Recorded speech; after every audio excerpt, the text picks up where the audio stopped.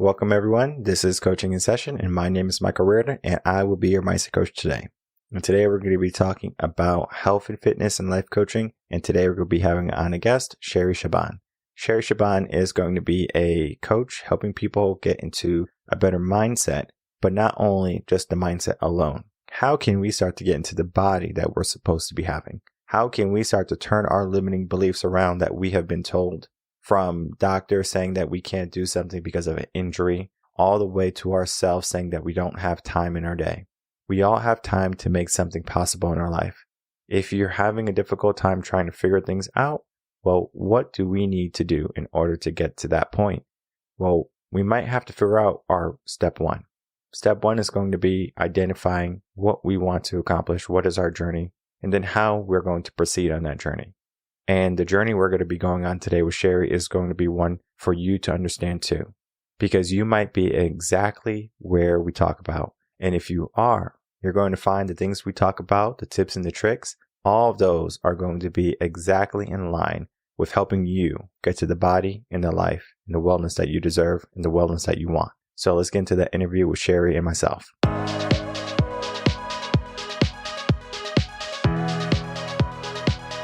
Welcome, Sherry Shaban, to Coaching in Session. How are you doing today? I'm really well. Thank you so much for having me on today. Oh, of course. And I have you on today as a fitness coach and life coach. I know those names can be just kind of like a generalization of what we really do in our life. You do so much more, from your podcast to the fitness app that you have coming up to some of the amazing programs that you're going to be doing to helping people get back into a better shape, better mind. I mean, I could talk about all the work you do all day long, but in your own words, can you please tell the world who you are, what you do, and how you help? Oh, thank you so much for this intro. So the way that I see it is I help support people along their journey to embrace their health identity, their athletic identity specifically, to become who they are always meant to be. Actually, my background comes from a place of injury. When I was 16, I was hit by a car. I was a child athlete, and I damaged my spine through that accident. I've had surgery on my back twice, and for many years listened to the advice of doctors who said I should not exercise anymore. I should not do many of the activities that I loved doing. Following that advice, that's when I actually saw the most back pain. I was on pain medication and relied on it to be able to get through my day. And it wasn't until I decided to wake up one day realizing this is not who I am. I had started habits that were not serving me, habits that were not really aligned with that athletic identity. And I decided this is not me. I could not recognize myself. And I decided to walk into the gym. This was, I think, the first time in my life I was in a gym setting. Before that, I was always playing team sports or individual sports. I was a swimmer as a child. And I just started copying everybody around me. I just started doing what I saw. And eventually my back pain was gone. I was able to come off of pain medication. And that was really opening the door wide open to what my purpose was and what I was really here for. Because at that time, Rearden, I was studying biochemistry, and I was doing my master's degree in chemistry at McGill University. And I dropped that and decided I need to start over. I need to learn everything there is about injury management, about the human body, about nutrition. I just became absolutely obsessed to help people, because if I could do this, if I've had surgery on my back, if I wasn't allowed to do any of these things, if I was close to paralysis and was able to overcome this, then I have to help people do the same thing. And so I believe we all have a struggle. We struggle with weight. We struggle with limiting beliefs. We struggle with injury. We struggle with a particular condition we have. But when we desire to not conform with who we are, not to take on that identity of that person who is a victim of their circumstance, but instead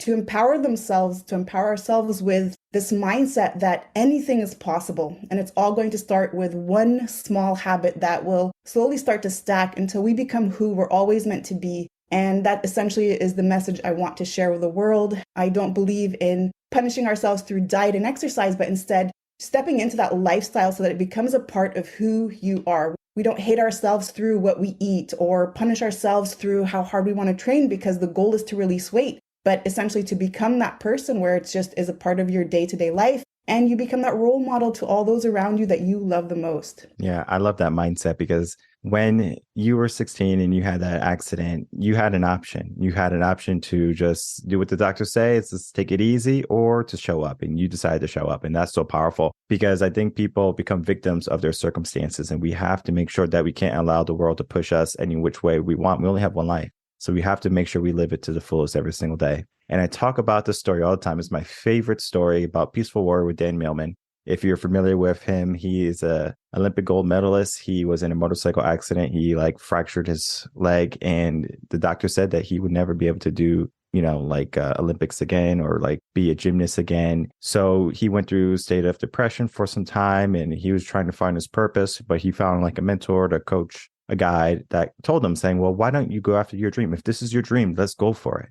And even though it was very difficult for him because there was a lot of pain, there was a lot of uncertainty, and there's a lot of roadblocks in his way because his coach wasn't going to support him because the doctors were saying, don't let him do it because he's a very stubborn person. And he was like, I'm going to do it. I'm going to do it. I'm going to do it. And luckily, he didn't stop because of a doctor's order. So many people are going to stop when they hear that doctor saying, well, you're lucky to be alive, or you are lucky you're going to be able to walk the same way you used to, right? At least you can get some semblance of a normal life again. What if we want extraordinary, right? We need to challenge what anyone else says, right? Those limiting beliefs are going to be given to us from our teachers, from our parents, from the doctors that are healing us. Are they really healing us, or are they stopping us? What was going through your mind when you were 16 and the doctors were maybe telling you to take it easy?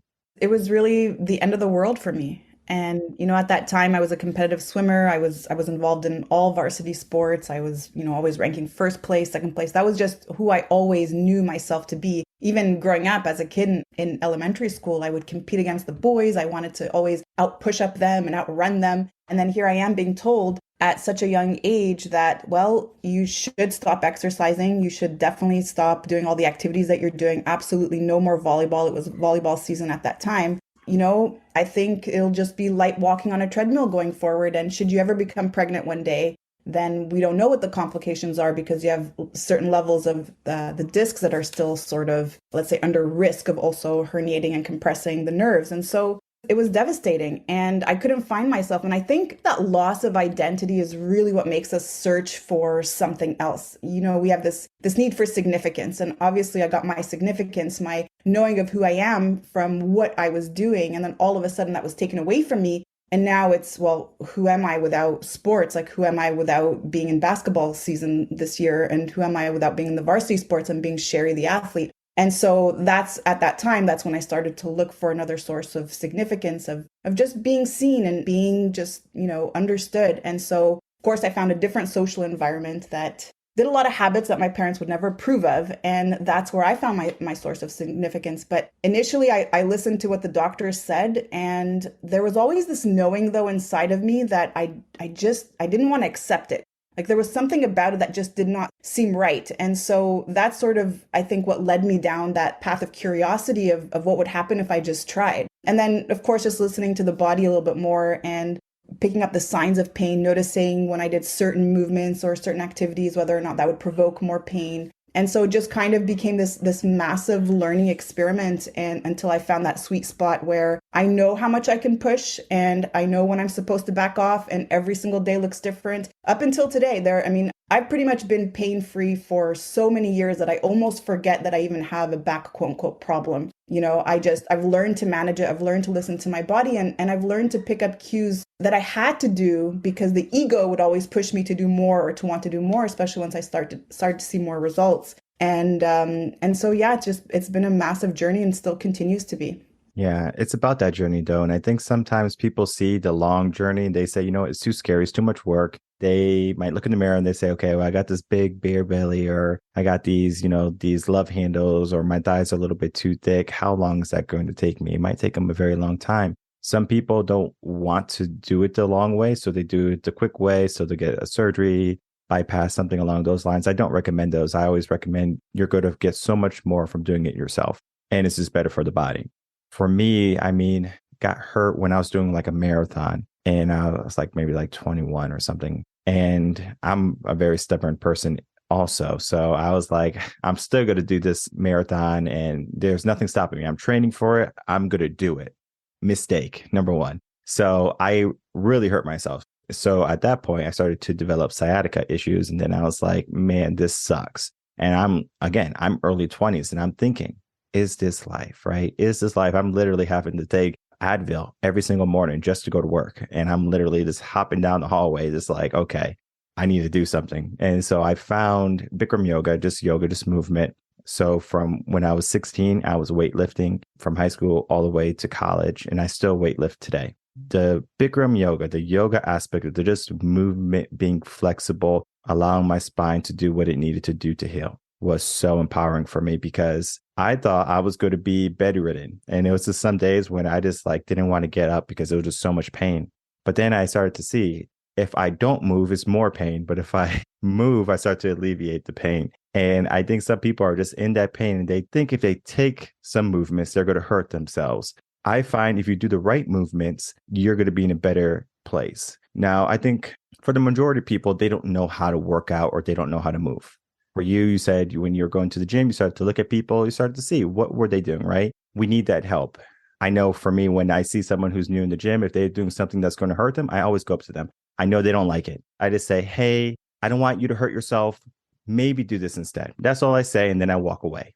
And if they want to utilize that information I gave them, good for them. I mean, if I was that age and someone told that to me, I would listen. So I'm just telling myself like, okay, if I was that age or if I was someone who's new to the gym and I saw someone doing something that's going to really hurt them, what would I do? And I was like, I would rather someone talk to me so I don't hurt myself because I have hurt myself. We need some guidance sometimes. And I think people are afraid or maybe they feel a little bad because they don't know how to work out. So they're like, well, I don't even know how to work out. Where do I begin? What's your process for helping someone get into the habit of asking and where you begin with a new client? Yeah, generally when I take on a client, this is if I'm doing one-on-one coaching, there's a process, just I think interview, and it kind of goes back and forth and to see if we are both a right fit for each other. And the first thing I'll say is I'm anti-diet, which means you're not going to see me for a meal plan. That's something I used to do 20 years ago, write out a meal plan for people. And I've come to realize that writing out a meal plan or having even a weight training program is a very, very small piece of the puzzle. And oftentimes what most people are struggling with is the accountability, is the discipline around doing this. And that has a lot to do with desire, their why they want to do this, and make sure that it's more powerful enough than just to look good in a bathing suit. And then also the confidence, just the identity around it, because most people have this negative self-talk of, I can't, I won't be able to, I've tried so many times and it doesn't work. And when that exists, then it's impossible to step into that place of transformation. So the other thing I also check for is if they are coachable.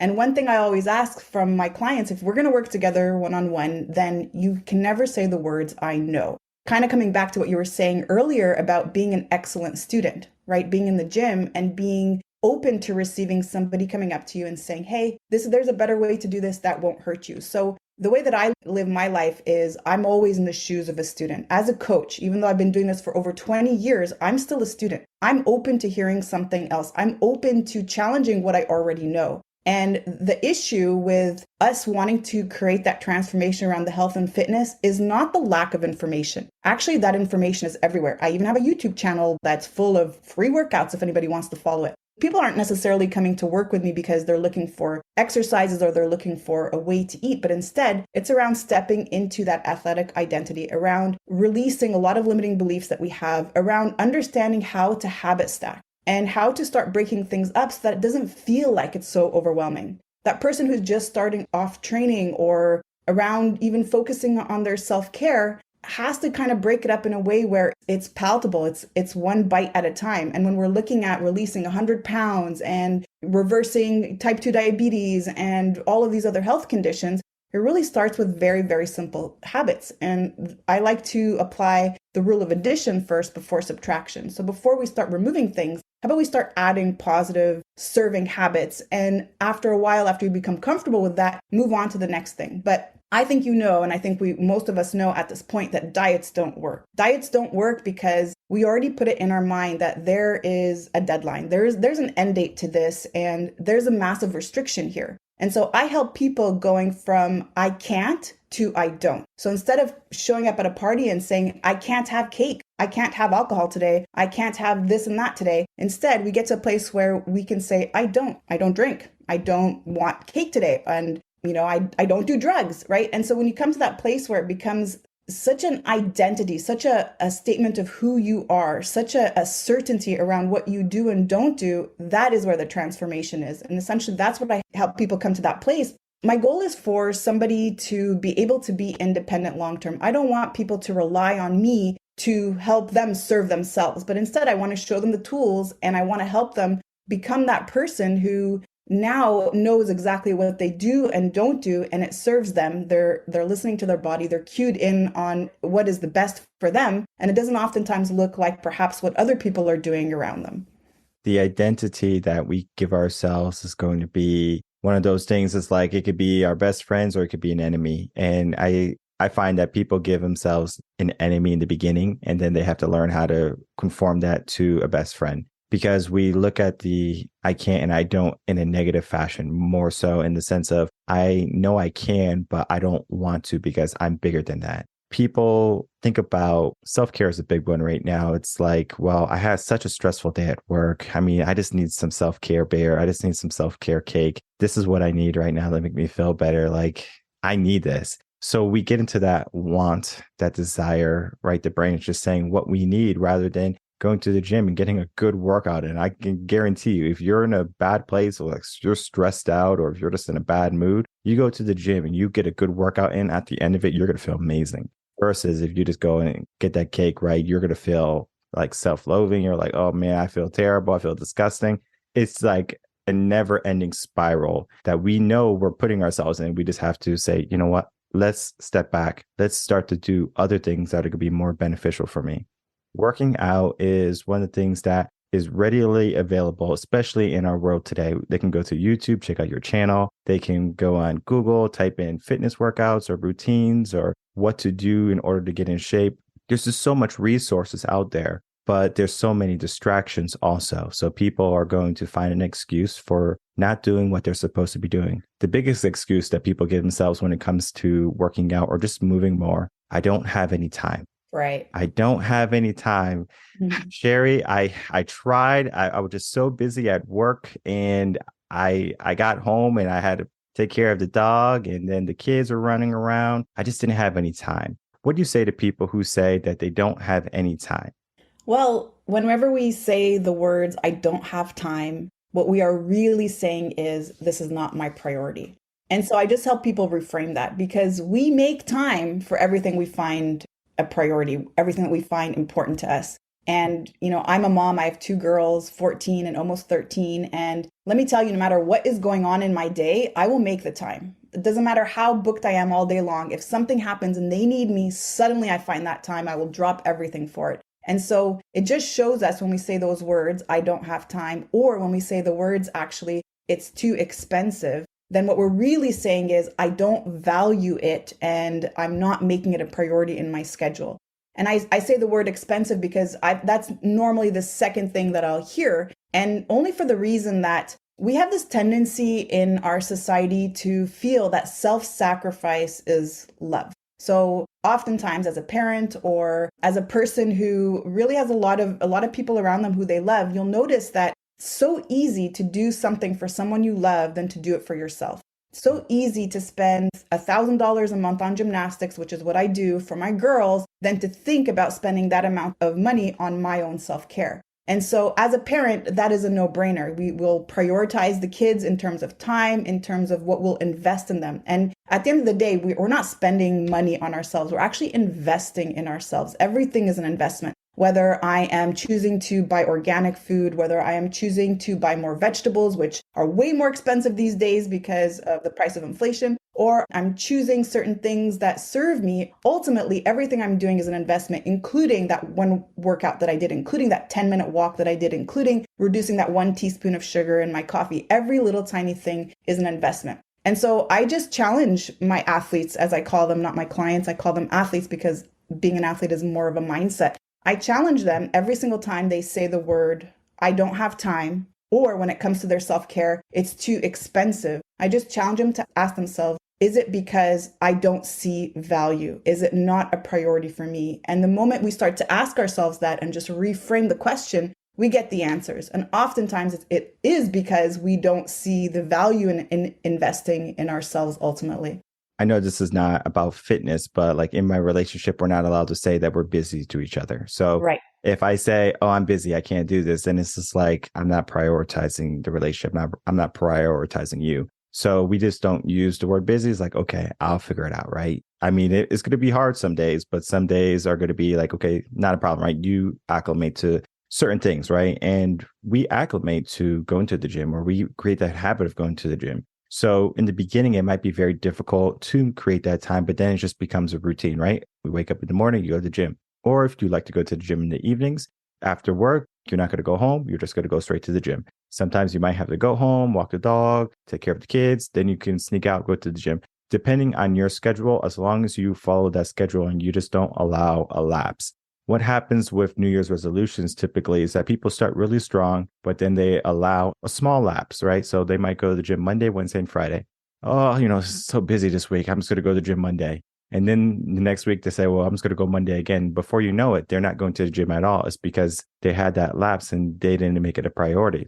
You should say, well, if I'm going to the gym Monday, Wednesday, and Friday, what do I have to do to make sure I make it every single Monday, Wednesday, and Friday? And then if I miss a Friday, for example, I'm going on Saturday. So we still go 3 times a week. It's just that it might not be on Friday because life can happen. I'm not here to say that life doesn't happen. Bad things happen all the time, but it doesn't mean that, again, we have to allow the circumstances to push us around. So if a Friday is not working out for you, you have meetings, maybe you're just not feeling right, whatever it is, you need to take a break, prioritize your health, but then understand, get back on. I have a rule when it goes to fitness in the gym. If I'm sick, I don't go to the gym.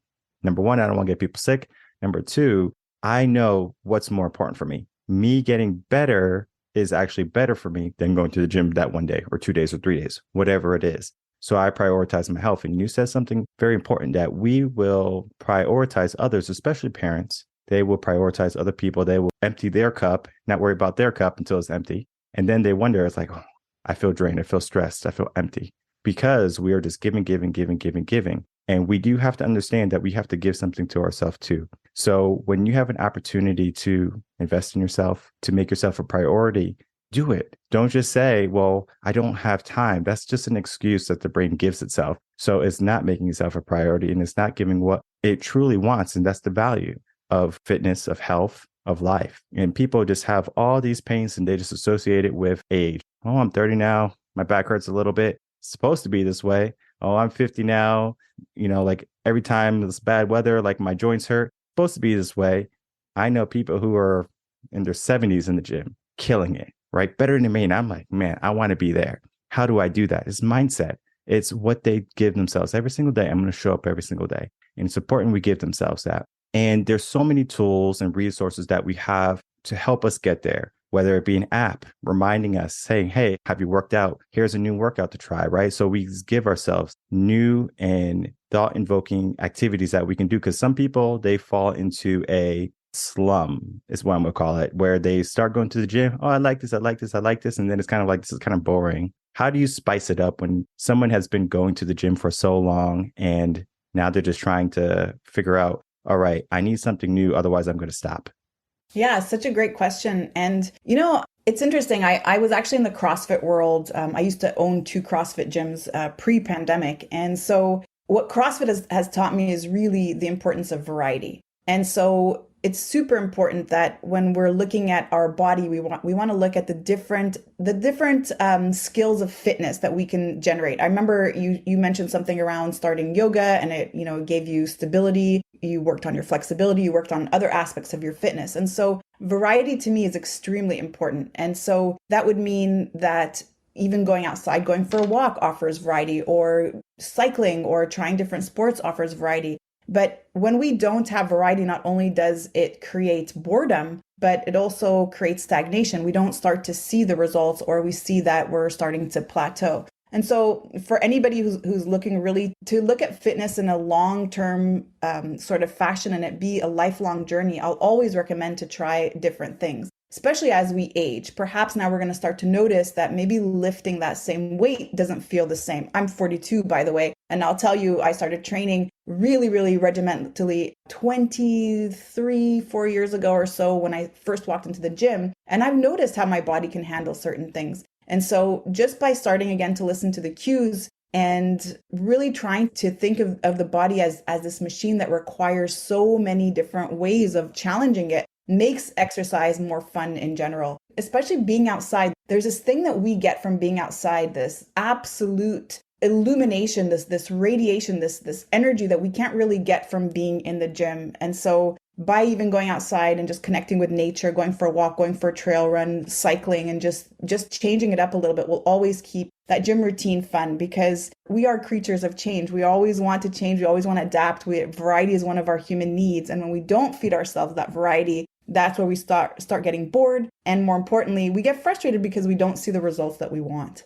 And first of all, you're not a day over 30, all right? So you're just lying to everyone. You're not 42, all right? So people who go to YouTube and they're going to say, well, she's not 42, right? You're 30, all right? So just have that type of mindset. But you look great. I'm so proud of my age, though, Rearden. I have to tell you this. I'm sorry to interrupt you. I have to tell you, when I was training people, I was in my early 20s. And I remember I would tell my clients, tips around nutrition or tips around certain types of exercise. And they would always respond back with, yeah, but you haven't had kids yet. Yeah, but you're not even 30 yet. Like, what would you know about hormones? And now at 42, I feel way more credible to say, hey, you know what? This type of exercise is going to serve you the best, or, maybe try eating this instead of that. And I find it just comes from a better place of authority. And similar to you, actually, I really admire people in their 60s and 70s that are still doing it. Actually, those are the people that I choose to follow on Instagram. I choose to follow people who are older than me, who are doing things that I want to do, because that's where I want to go. Instead of looking at people, and it's great, by the way, they're doing really cool stuff, these people in their 20s, it's really awesome, but that's going backwards for me. And so for me to feel super excited about aging and just embracing it and being so incredibly grateful for every single day that I have, that I'm able to use this body,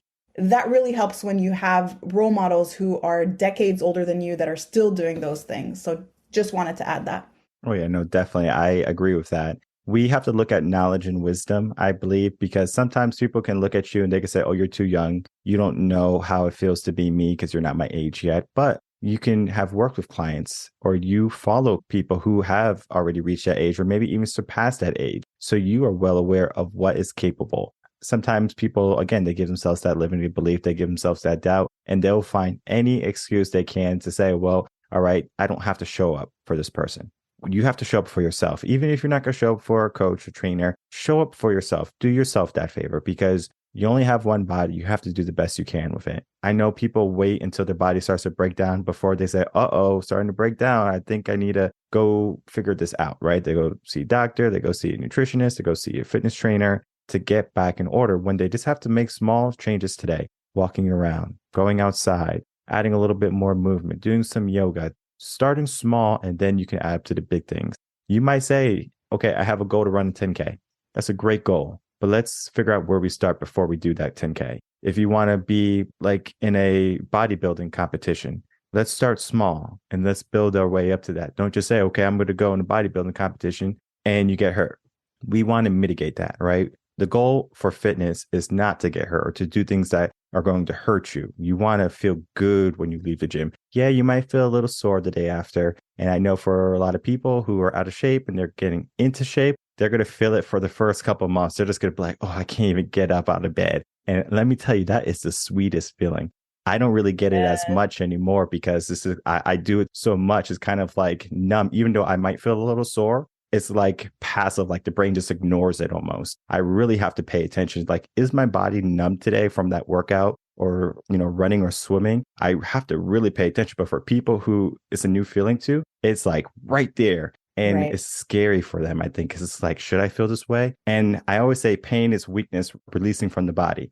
But sometimes you have to understand that pain can be an indicator too. So you're not trying to do things and get hurt. You're like, oh, like this hurts. And then you're doing it. It's like, oh, pain is weakness. Really, like getting it out of my body. Don't do that, right? Figure out what you need. And of course, you need proper guidance. And there's going to be so many tools and resources. And I know you have an app. Can you share with us that app that's coming out and what that app does? So if people are interested, they can, of course, go to the app and then start to begin their fitness journey.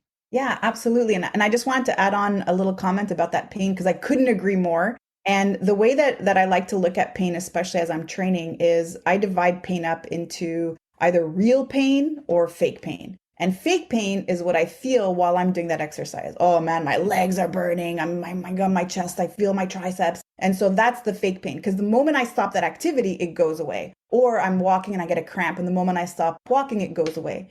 But the real pain is always there. The real pain is what keeps me up at night. The real pain is what makes me feel like I need to take some Tylenol for it. And the real pain is something that is really interfering with my day and my mood and even just being able to serve others. So I hope that that resonates with anybody listening to distinguish that. And anytime I feel fake pain, then I just know that I just have to now bring in the mindset and just push through it. So the app is called HitDex. It's out at the end of this month in the beta format. And essentially, it's going to keep training fun and varied all the time. So there are kind of games that you play inside this app. It does track your nutrition. It does track your progress. And it does track a lot of things that you want to essentially create, any goals that you set for yourself. However, it always keeps the workouts varied. So there is a section where you play the deck of cards, where it'll bring you up different exercises and just randomize workouts. And then there's another section as well where you can type in the body parts that you want to train, the equipment that you have, and then the app will create for you a program for that day. And just coming back to what we were talking about, variety and how important it is just to keep it fun, just to keep it exciting, to really make sure that you're also constantly getting results and you're constantly tricking the body in different ways and moving and working the body in different ways to continue to see results. And it's all around the philosophy of working minimum 20 minutes. And that's really my style of training anyways. On the YouTube channel, it's 6 to 12 minute workouts, and that's more than enough in that HIIT style to get the results that you want. And so the app will develop those types of workouts for you in under 20 minutes and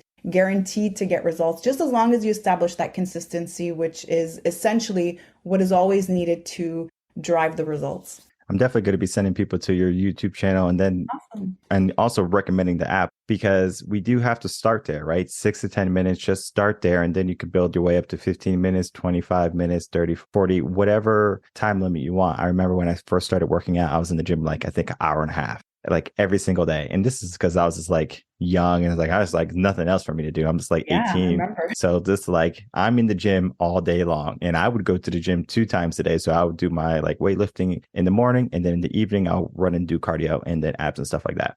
That was a lot of fun for me. But now it's a lot more difficult because got a family, got a career. It's like, where do I find the time? So before the day starts, I get my workout in. And if I have time in the evening to go for a walk around the park, things like that, I can do that with the family. But I can't just say, okay, I'm going to go to the gym and, hit up a treadmill for 30 minutes or whatever it is. You have to adjust. The variety is going to happen. And I love the aspect of there is variety in the app. You just say, I want to work out some legs, want to work out some arms, and boom, voila, you have something right there. And it's always going to be, well, what am I going to get today? And I think people are going to love that aspect of that app, because they don't know what they're going to get. So it's like a little bit of mystery, and they have to commit to that too. So I don't know how quick it is to get the results, but like maybe they're in the car right outside the gym and they say, okay, I want to work out these body parts, and they're going to get it. Because maybe if they're home on the sofa, let's see what I have to work out today. Oh, no, I don't like that exercise. Right. So there's always going to be something that's going to detract you, but you have to figure out the alternative or a way to counteract your mindset or your bad habits, or I guess you can say your thought process. Because if you think like, okay, it's going to be more fun to sit on the sofa than go in the gym and getting a workout, you haven't really worked out. I always tell people, you might not feel like working out, but after you're done working out, you always say, I'm so glad I did that. You are going to be glad that you decided to get your health back on track. If you're in a bad place right now, understand that you can change it. There's no end of the road for anyone. You can be 70, 80, 90 years old, still killing it. And there are people who are killing it every single day. And you have to make sure that you figure out what you need in order to kill it. Sherry, you and I could probably talk all day about fitness and health and wellness and all that, but can you please share with us any last words and then tell the audience where they can find you? Oh, thank you so much. I've really enjoyed this conversation as well. And I also feel like we could just keep going. Just maybe one comment around what you were just sharing. And it is so completely normal to feel overwhelmed. And I want to share that this is something that we all share. Whenever we're starting something new, even though we are in that position and we're ready to change, it seems so overwhelming because the mind loves certainty. Even though I know that I don't feel good, even though I'm sick and tired of feeling sick and tired, what I don't know is more scary than what I know. And so what I would suggest is just to take that first step. Oftentimes we have this tendency to compare ourselves to someone like you, Rearden, who's been doing this for so long, and oh my God, he's in such good shape, and how am I going to keep up? But instead, we forget that we started off with that one little thing. And had you met me 20 some years ago, I would have probably been lying down right now having this interview. I couldn't even sit in a chair this long. And I started off with very, very simple things. And that's where we need to start our journey. What is that one thing that I can do today that I can keep up long term? That one thing might even be reducing that teaspoon of sugar in my coffee. That one thing might be a 10-minute walk. And so why not start there? And once I've mastered that, just slowly start to build on. And we don't need so many hours to get the results that we want. Like you, many years ago, I used to also have 2 hours every single day to spend in the gym. I didn't have kids. I didn't have a mortgage. I didn't have anything to worry about. I just had me. And so I would do that hour of cardio and the hour of weights, and I could be there 5 days a week. And so I've had to adapt, though, over time to be able to respect my body, to be able to respect that I have pieces of bone missing in my spine, and that I also have kids and I have a life and I have other things that are just as important to me. And so learning to incorporate functional training, learning that your body is the machine, your body is the gym. You don't actually need equipment. You don't need to get into your car. You just need 15, 20 minutes. You need a mat, and maybe even do this in front of Netflix while you're there. Just make sure that you're establishing consistency. Are there days where I don't feel like training? Yes, all the time. And the way that I get over that is just to tell myself, you know what, Cher? You're just going to do 3 minutes. That's all. Just 3 minutes. That's all you have to do today. You're going to put on your shoes. You're going to put on your clothes. And it's only 3 minutes. And if you want to quit after 3 minutes because you're really not feeling it, you have full permission to do so. And guess what happens after I start those 3 minutes? All of a sudden I feel so good and I just want to continue. And that's how I've been able to motivate myself. But thinking about how I still have to finish, it's going to be 20 minutes and I have to shower and I have to do all these things, makes it so much more daunting. And so I recommend that if we're setting up to commit to daily walking and we want to get our 10,000 steps every single day, maybe that only commitment that we have to think in our mind is just, let me put on my coat. In Canada here, it's snowing right now as we're speaking. Just have to put on my coat, I have to put on my hat, and I just have to go outside. That's my only task. I just have to go outside. I don't have to think about my hour-long walk and how long that's going to take and what I have to do to get there and how hard it's going to be. I just have to think about putting on my coat. And so breaking it down like that into these small bite-sized pieces is a great way to get started. And remember, it's just about consistency and about flexibility and adaptability, and every single day will look different. But the win is in showing up. It's not about how much you do. It's the fact that you did it.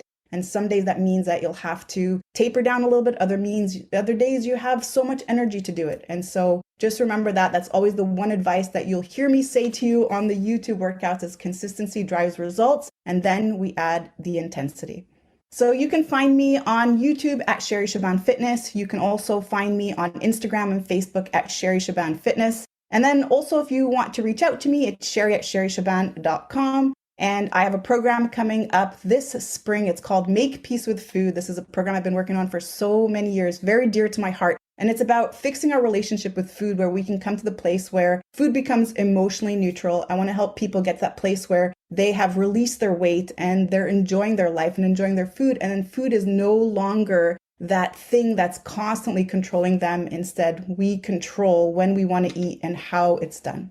And I will definitely put all of your links in the description box below, from your YouTube channel, your app, to that program coming out in the spring. People need to hear about this. People need to know about it because people are raring right now to get in shape. They're trying to figure out, how do I do it? And they're doing this method, that method, and most of it is fad, right? They do a keto, they do something just like a quick 30. It's not working out for them, right? We don't need something that's just going to be short term. We need something more long term, right? So the mindset of health and fitness is the long term, the journey of life, not just for 30 days, not just for a month. What do you need to do in order to change your life? And Sherry has all the magic for you to change that life, to change your circumstances, to change your habits, your fitness, your health, your wellness, all of it. Check her stuff out. The links again are in the description box below. And I want to thank you so much, Sherry, for coming on, sharing some of your time with us, and then helping us understand a little bit more about fitness and wellness. Thank you so much, Rearden. I've loved this today. All right, everyone. I'd like to thank you so much for watching that interview with Sherry and myself. As you can see, she's going to be someone who has been through the gauntlet, but she did not let the gauntlet take over. She said, I'm going to come out on top, and that is what she did. She came out on top. And now she's helping other people become the people they're supposed to be, rise to the top. We might start in a place where we are unsure of what we can accomplish. We might have a lot of difficulties in our life, and we might have a lot of uncertainties in what we do. No one wants to look foolish. So for example, if you go to the gym and you don't know how to adjust the seat, you're like, how do you adjust the seat? We're very self-conscious. Just because we have that self-consciousness, it doesn't mean that we have to shy away from it. We have all been beginners at some point or some aspect in our life. So when we're trying to get in shape, I can tell you most of the people who go to the gym, they want to see you do good. They want to see you be successful, to change your body. Because I would go into the gym and not talk to anyone. 3 months later, someone finally talks to me and they say, hey, you're making big progress, man. Kind of like, we didn't even talk before. So people are looking at what you're doing. Not that they're looking to ridicule you, they're looking to support you. They're seeing what you do. They're seeing what you don't do. But they're not there to ridicule you.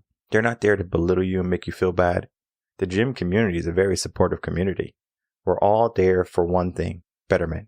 How can we be better than the day before, than we were this morning? How can we be better? What do we need to do? What do we need to change? What do we need to adjust? How can we challenge ourselves? It's all a mindset thing. If you're ever at the gym and you're trying to do something and you have someone rooting you on, come on, you can do it. You can do it. Let's go one more. You're going to always find that you can do one more, that you can go another minute, that you can go another step. The brain is going to try to detract from that. But if we can figure out, well, this is what we need to focus on. This is how we focus on it. And this is how we act. Creating variety is something we talked about in the episode 2. Create the variety you need in order to make it fun. Working out might not be fun for everyone. Maybe people just don't like working out. You get sweaty, you're tired, maybe you're hungry after. Maybe it's not fun. For me, it's like if I'm leaving the gym and I'm like sweating and I'm crawling out because I feel like I'm going to be nauseous, that's a good workout. Now, you might say that I have lost it, but I have gained something else, health. I know I'm going to be able to do some amazing things when my grandkids are born. And this is like 30, 40 years from now. I'll be in my 70s. Do you think I can keep up with them? I want to keep up with them. They're not even born yet. But I know I need to be in that place mentally because I need to be able to protect them if they need to be protected. And I don't want an excuse saying I'm old, that I can't do something, I can't show up, or for a doctor saying that I can't do something. If you have been told that you can't do something, you find someone who says that you can do something and that you have the power within you to change. Your circumstance is your circumstance to change, not someone else's circumstances to dictate. You get to choose that. So if you're in a place right now and you want to make some changes in your life, I recommend checking out Sherry. All her links are in the description box below. Go to revenconcepts.com, get yourself some coaching, but get yourself some help. Invest in yourself. Understand the value, understand the quality, and understand that you are worth so much more than a dollar amount. And if you can't do it today, give yourself a task, a goal to invest in yourself, because we will invest in ourselves when it comes to certain things. But when it comes to health and fitness in our body and our life and our betterment, we're always a little bit shy. We're always a little bit nervous. We're all a little timid. Now, I want you to not be timid. I want you to take action. What actions can you take today? Go to Instagram, follow us, Sherry and Reven Concepts. You're going to see, just by following us, a simple step, you're creating the right actions. So create those actions you need, small be it in the beginning, but big results later. My name is Michael Rearden. I'm a mindset coach.